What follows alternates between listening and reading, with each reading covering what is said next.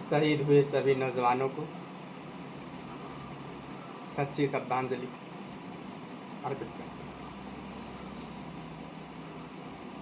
साथियों, जिस तरह चीन की बर्बरता सामने आई है वो एक चिंता का विषय है।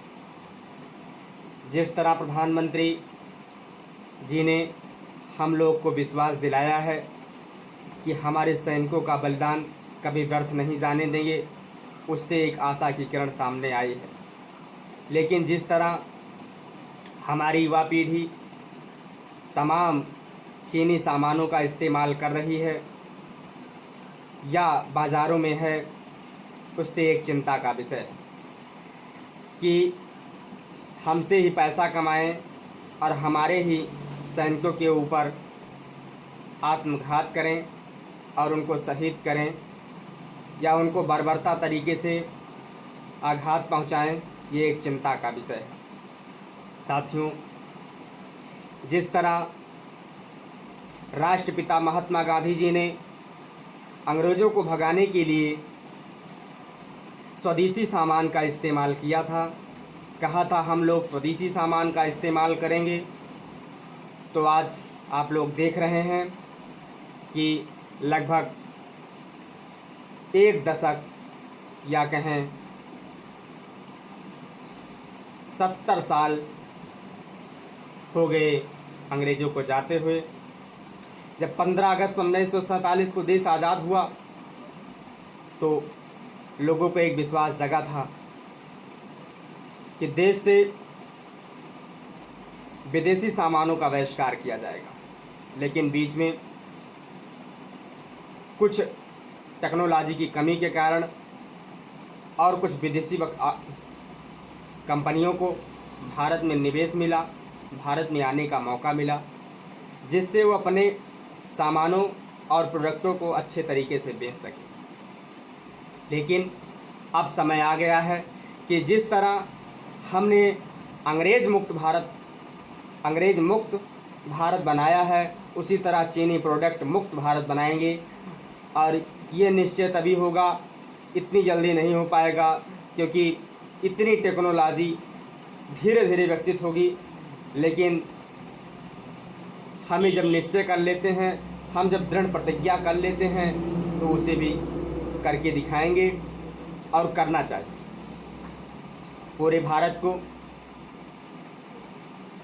एक शहीदों की सच्ची श्रद्धांजलि जो होती है, अगर आप देना चाहते हैं, अगर आप ये सोचते हैं कि हम एक भारतीय हैं, अगर आप सोचते हैं कि हम भारत के नागरिक हैं, अगर आप सोचते हैं कि हम देश के लिए कुछ करना चाहते हैं, अगर आप सोचते हैं कि हम देश को विकास के पथ पर ले जाना चाहते हैं, अगर आप सोचते हैं कि हम देश के विकास में अपना योगदान देना चाहते हैं, तो आज से ही हम चीनी सामान को बहिष्कार करेंगे।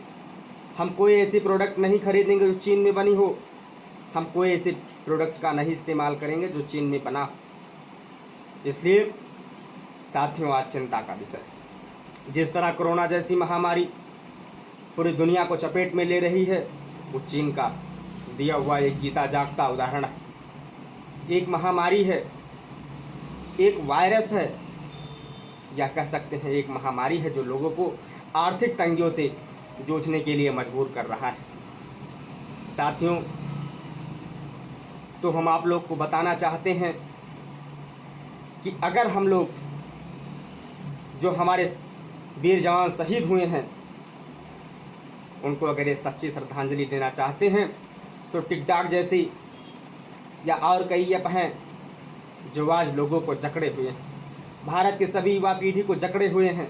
उसको ख़त्म करने के लिए एक ही अच्छा उपाय है कि आज हम लोग उसको डिलीट कर दें अपने मोबाइल से, अपने दिनचर्या से उसको ख़त्म कर दें।